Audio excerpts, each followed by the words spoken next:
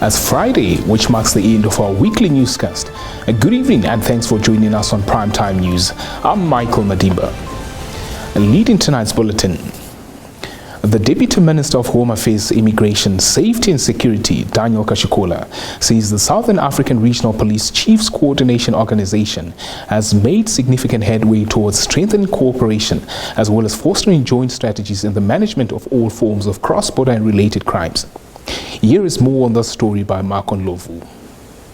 Kashikola, speaking at the official opening of the hybrid extraordinary meeting of the Public Subcommittee, SUBCO, of the Internal State Defense and Security Committee in Windhoek on Thursday. He said these cross-border crimes have regional implications, hence cooperation and joint engagement provides the necessary virtue for the growth of a knowledge base that facilitates the information and development of effective interventions to combat cross-border crimes. The Deputy Minister noted that such meetings give the regional leaders and citizens assurance that law enforcement services providers are committed to peace, security and stability in the Southern African Development Community. Speaking at the same event, SUBCO Coordinator and Head of Interpol Regional Bureau for Southern Africa, Sela Murane, said the organization was now in a position to identify threat actors both individually and collectively due to the development of a regional threat assessment exercise. Deputy Minister of Youth, Sport and National Service, Emma Kantema Gomes, on Wednesday objected to a National Assembly motion that called for a leaner Minister of Youth and Sport. This comes after a motion was tabled on 27 September this year by Popular Democratic Movement lawmaker Shekupe Kashimune, who suggested a merger of the Directorate of Youth with the National Youth Service and National Youth Council. I need to clarify that the respective mandates of this entity and to make a case why the motion by the Honourable Member should not be pursued. The Ministry of Sport, Youth and National Service has been mandated to develop and empower the youth and to promote sport at all levels. This responsibility mandates the Ministry to ensure that youth in our country are purposefully and productive citizens who are able to participate in national development interventions and to fully access and exercise their socio-economic and political rights. Now, the Directorate of Youth Development within the Ministry is responsible for the sub-mandate of developing, empowering and supporting the youth as per our third National Youth Policy, which defines the youth as those between the age 15 to 34.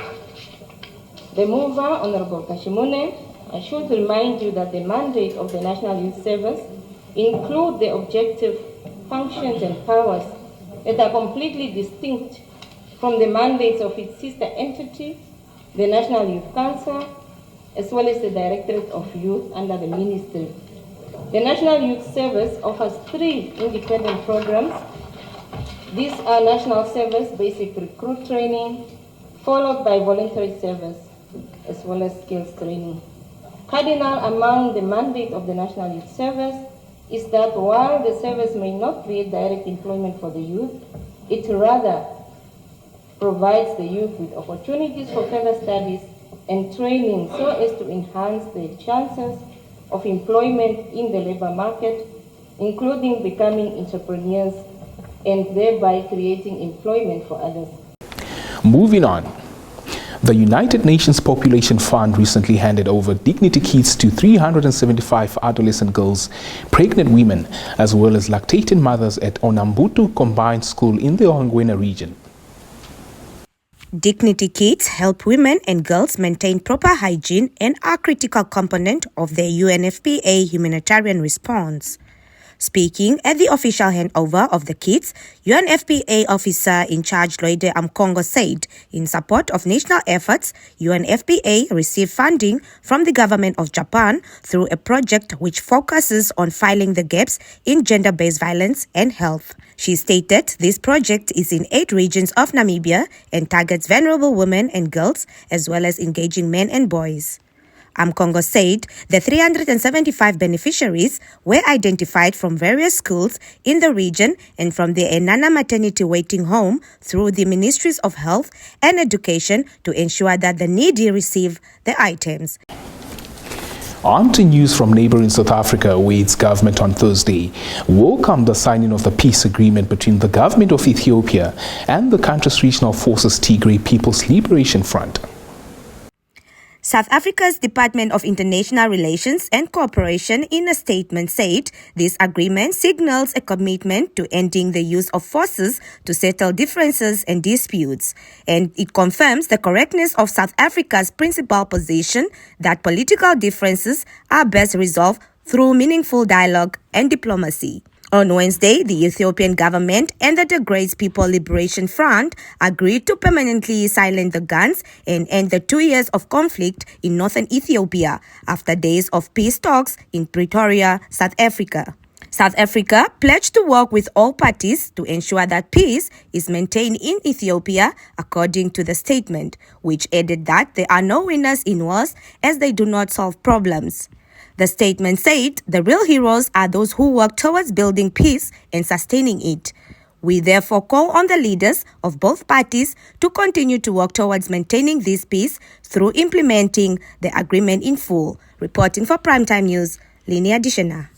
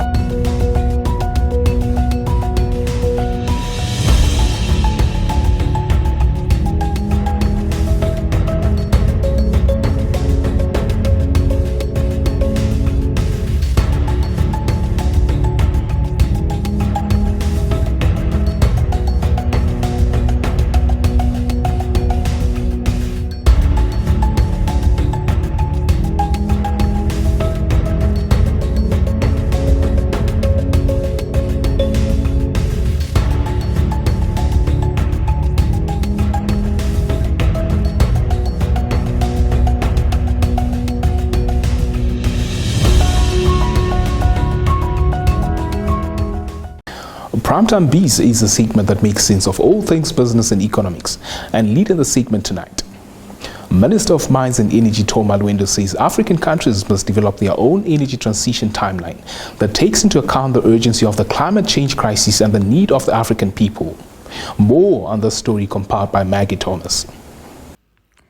This was said on Thursday by Minister of Mines and Energy Tom Alwendo during the Bank of Namibia's 23rd Annual Symposium themed Maximizing Economic Growth from Renewable and Non-Renewable Energy Sources in Namibia. Alwendo stated it might not be easy, but it will be necessary to take true ownership and custodianship of our natural resources. Adding, instead of facing hopelessness and despair, many more of our young people will be empowered to achieve the future they deserve. He further noted that developing countries feel that the how and the when of the energy transition debate are being dictated to them by more developed countries. Alwendo said Africans must insist on a just energy transition because the continent suffers from acute energy poverty. More than 600 million people in the sub-Saharan Africa do not have access to reliable electricity. Reporting for Primetime News, Linnea Dishana.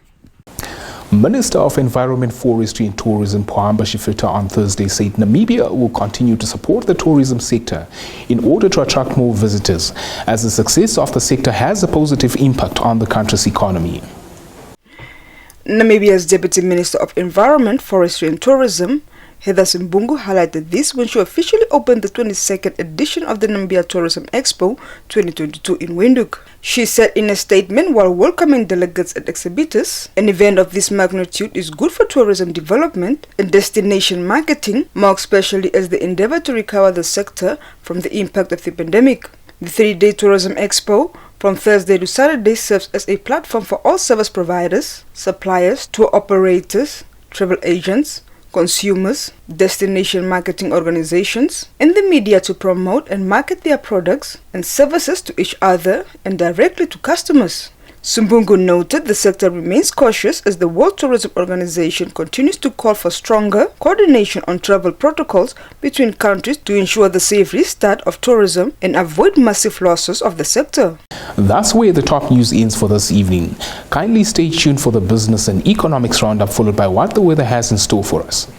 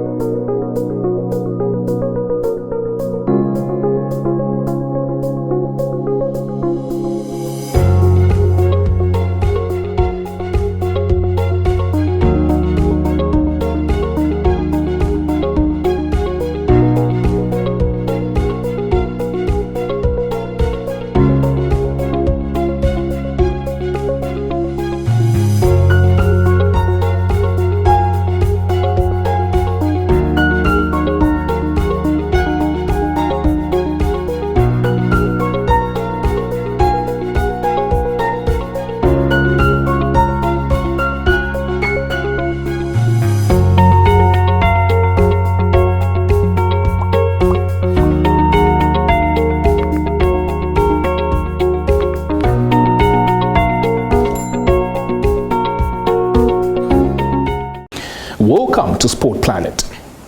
University of Namibia Football Club coach Ronnie Kanalelo says he has a youthful squad that is hungry to prove themselves when they step onto the field of play on Sunday. The Debmarine Namibia Premiership will kick off its 2022-2023 season on Sunday, with UNAM taking on African Stars at the Hage Geingob Stadium in Olympia at 5 p.m. In an interview with Nampa on Thursday, Kanalelo said despite his players' inexperience with association football, they are ready to give it their all.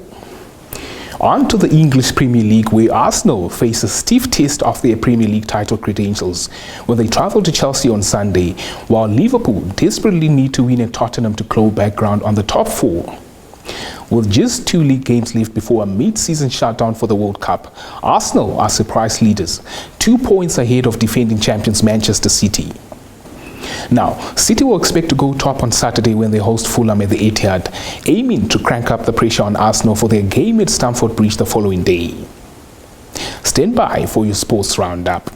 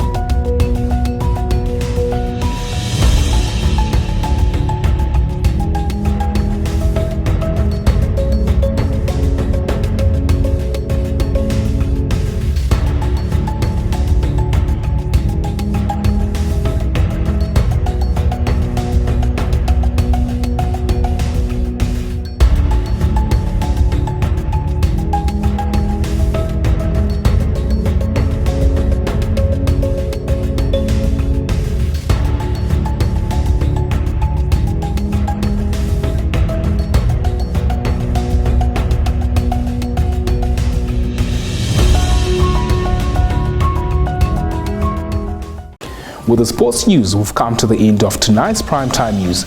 Many thanks for watching. Do make a date with us from Monday next week. From myself, Michael Madimba, and the entire production crew, wishing you a blessed weekend.